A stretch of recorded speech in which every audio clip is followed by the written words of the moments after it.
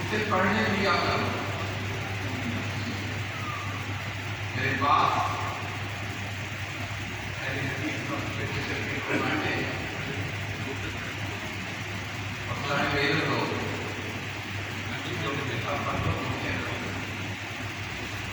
ایک مرتبہ ایک خاص ادارے کے لوگوں نے بعد میں ایجنسی کے حوالہ سے علماء کرام کو بلائے. اس ڈویژن سے مجھے بھیجا گیا. تو جب ان سے اعلان کی گئی کہ ملیٹنسی اور شدت پسندی اور ایکسٹریمزم کس طرح ختم ہوگا، انہوں نے اپنی رائے دی. جب میری باری آئی میں نے کہا امام غزالی رحمۃ اللہ تعالیٰ ہے امت کے فراز پر گزرے. حضرت محترم سے پہلے امام غزالی حضرت سیدنا محترم سے پہلے کے بزرگ اور بڑے فلسفہ تھے. یہ فرانس کا بادشاہ شارلمان اپنے نام سے مشق کر رہا تھا. آج کا چمکتا ہوا فرانس کا بادشاہ اپنا نام لکھنا نہیں جانتا تھا. غزالی اس وقت 5 کتابیں لکھ کر انسانیت کی خدمت کر رہا. کتنے بڑے فلسفہ. میں نے کہا کہ اتنا ترتیبی آدمی تو نہیں ہوں. ایک طریقہ ہے انٹیلیجنسی کے خاتمے کا کہ جاہل خاموش ہو جائے. امام غزالی کہتے ہیں جاہل خاموش ہو جائے تو معاشرہ امن کا گہوارہ ہوگا. یہ جو تفریقہ پروری ہے چھوٹی چھوٹی چیزوں پر اختلافات، پڑھے لکھے لوگ جس بھی مسلک کے ہوں وہ کبھی بھی فرقہ واریت کی بات نہیں. میرے پاس دوسرے مسالک کے لوگ آتے ہیں کہتا رہتا ہوں تو یہ چیزیں ثانوی ہیں. ہم ان چیزوں پر غور نہیں کرتے. یہ محبت کے انداز ہے. ڈاکٹر حمید اللہ انہوں نے فرانسیسی زبان میں قرآن کا ترجمہ کیا. اتنے بڑے سفارت ہوئے اور فرانسیسی زبان میں سیرت النبی آپ نے قلم بند کی. اتنے بڑے سفارت ان سے کسی نے پوچھا کہ جو آپ نے دلیل کیا لیکن وہ اللہ تعالیٰ علم عطا کرتا ہے کہ ان کا سینہ بھی اتنا وسیع کر دیا. کہا دلیل کی بات نہیں ہوتی، محبت کی بات. جس سے جتنی محبت ہوگی وہ اسی کیفیت میں ڈوب کر تو سرکار کی ذات پر مسلمان بیٹھ کر پڑھے، کھڑے ہو کر پڑھے. یہ وہ عمل ہے جو اللہ کی بارگاہ میں قبول ہوگا. ایک اور حدیث پاک سنیں اور ایمان تعالیٰ کریں. ترمذی میں روایت کیا ہے حضور نے فرمایا اور یہ حدیث قدسی ہے. حدیث قدسی وہ ہوتی ہے جو اللہ کا فرمان ہو اور اسے رپورٹ سرورے کائنات کرے. حضور فرماتے ہیں کہ میرے رب کا وعدہ ہے من صلی علیک الا صلیت علیہ عشرا ومن سلم علیک الا سلمت علیہ عشرا. کہ میرے حبیب آپ کی خدمت میں جو بندہ ایک بار سلام کہتا ہے من سلم علیک الا سلمت علیہ عشرا. آپ کی خدمت میں جو ایک بار سلام کہتا ہے میں رب سے 10 بار سلام ادا کرتا ہوں.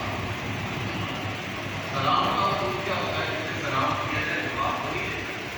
ہمارے بھائی ہمارے مجھے سلام کریں تو جواب عرفان بھائی ہے. یہ ادب کے یا سلام کے انداز کے ذرا مغال کی ہے. جسے سلام کیا جائے جواب بھی وہی دیتا ہے. یہاں سلام تو حضور کو ہو رہا ہے پر جواب آپ دے رہا. ہمارے تعالیٰ یہ معاملہ کیا ہے؟ فرمایا مجھے سلام نہیں کیا جاتا. آپ یہ نہیں کہہ سکتے السلام علیکم یا اللہ کیونکہ وہ سلامتی دینے والا ہے. آپ السلام علیکم نہیں کہہ سکتے. وہ خود السلام ہے، المؤمن ہے، المؤمن ہے. یہ تو آپ کہہ نہیں سکتے السلام علیکم یا اللہ. اللہ نے فرمایا کہ میرے سلام کا جواب دینا چاہتے ہو اور سلامتی کے دروازے کھلوانا چاہتے ہو تو ایک ہی طریقہ ہے میرے محبوب محمد کی خدمت میں سلام پڑھنا. اور پھر سلام کا یہ ہوتا ہے کہ ایک بار سلام کیا جائے جواب میں ایک ہی بات کیا جائے میں آگے تکرار کر دوں وعلیکم السلام وعلیکم السلام وعلیکم السلام آپ کہنے جائے میری حالت بھی ایسی نہیں ہے سلام کا جواب ایک ہی بار دیا جاتا ہے قربان جائیں عظمت مصطفیٰ پر شان مصطفیٰ پر مقام مصطفیٰ پر تمکنت و وقار مصطفیٰ پر حضور کے شخصی بانگ پر حضور کی عزت و عروج پر حضور کے مرتبہ و تمکنت پر کہ جو حضور کی خدمت میں ایک بار سلام کہتا ہے رب ذوالجلال 10 بار اس کے لیے سلامتی کے دروازے کھول دیتے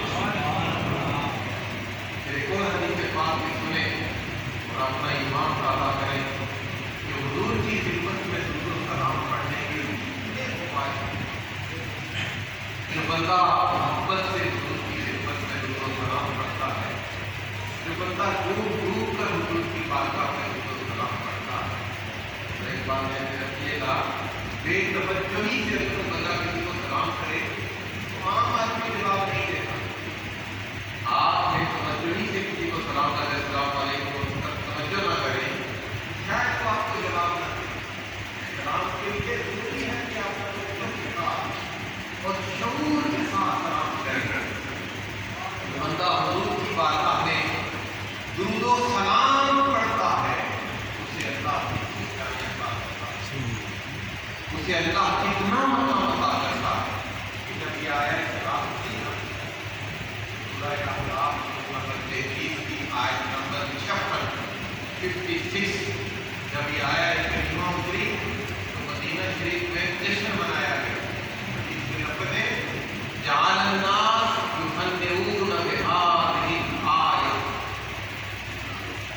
صحابہ نے جتنے کو بات پیش کی گئی اتنی بڑی شان انداز میں اپنی حدیث کو ادا کی اور کچھ صحابہ حضور کے ڈیرے پر چلے گئے حضور کے آسان پر چلے گئے اور کیا کرتے ہیں یا رسول اللہ اللہ تعالیٰ جب آپ کو کوئی شان دیتا ہے نا کوئی عزت دیتا ہے کوئی مقام دیتا ہے اس میں ہمیں بھی ضرور حصہ عطا کرتا ہے کہ اللہ نے آپ کی خط احمد پر آیا ایک خطاب اتاری ہے اس میں ہمارا حصہ کیا ہے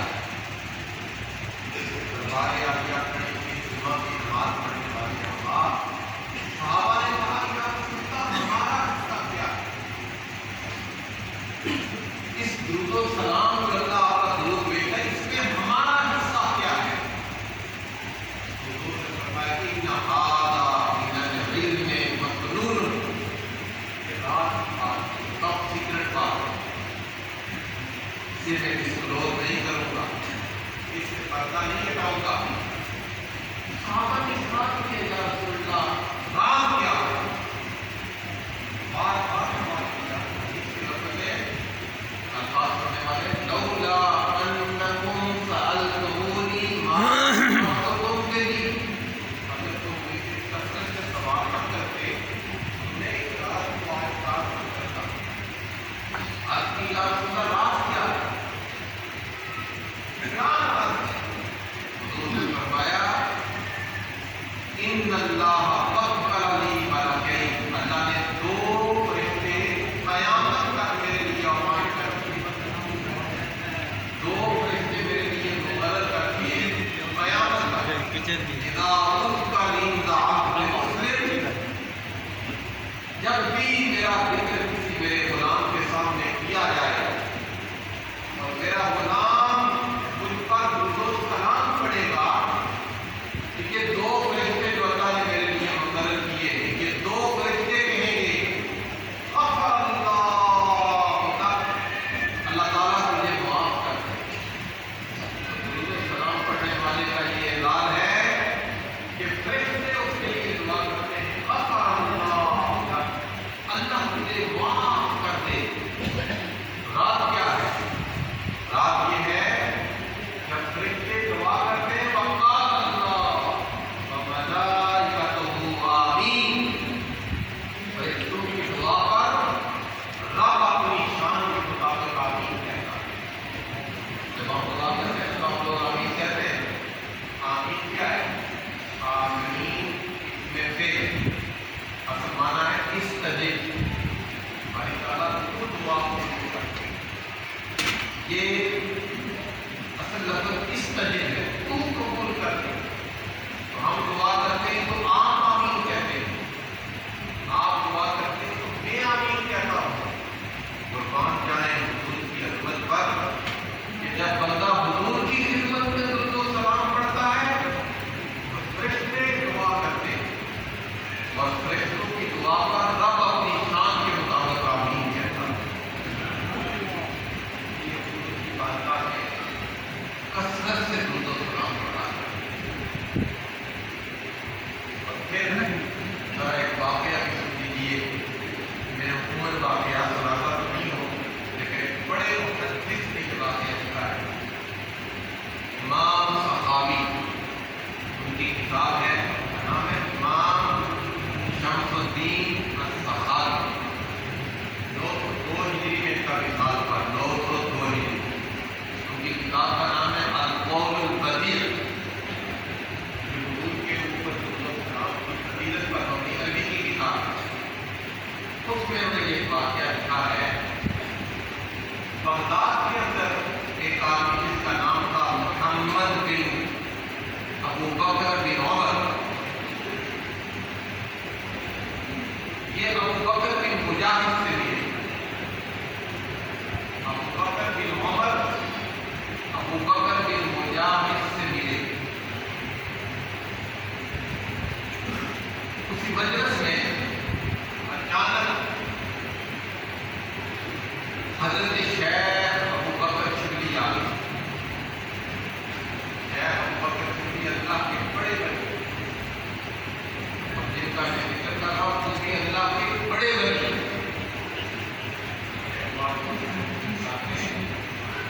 یہ ولی وہ ہوتا ہے جو صاحب علم، چاہے مطلب نہیں ہوتا، چاہے مطلب یہ نہیں کرتے ہیں.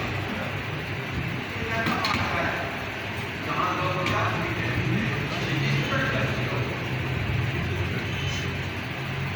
سب یافتہ لگتی لوگ پھر طریقت بن جاتے ہیں، بعد سے لوگوں میں ہوتے ہیں. ایسے لوگ جن کے دامن میں سوائے جن کی کل سوائے کے لیے جاتی ہیں وہ پھر طریقت بن جاتے ہیں. اس سے بڑے میرے خیال میں قیامت کی کوئی بڑی رہو کیا دور تھا، کیا دین دور تھا. بڑے بڑے اولیاء کرام جن پر علم بھی نازل کرتا تھا، جن پر تقویٰ و پاکیزگی بھی نازل کرتا تھا. وہ کہتے ہیں محمد بن ابو بکر بن عمر، وہ کہتے ہیں ابو بکر بن مجاہد سے ملا.